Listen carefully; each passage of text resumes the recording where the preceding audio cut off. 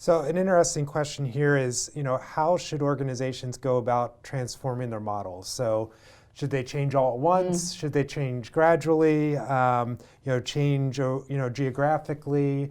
And I know in your working groups, you often saw companies that were at very different stages of this transformation process. So my guess is that it varies, right? Yeah. Different companies do it differently, but what have you been seeing?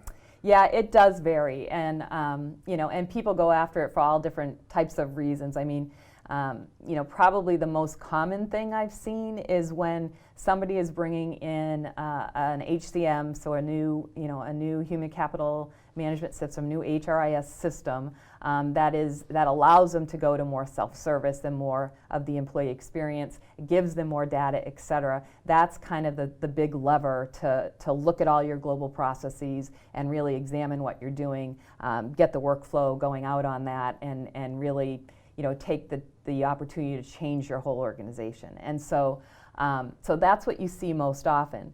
But depending on what your focus areas are, what I have seen is people move things to shared services, the COEs get built out, and the HR business partner might be left behind a little bit. And so you start calling them an HR business partner, but you haven't, because you've got so much work going on and so many things happening, people moving jobs and all those types of things, and still trying to serve your client, you aren't investing and spending that time on the HR business partner to skill them up. And so that's a danger with that. But I think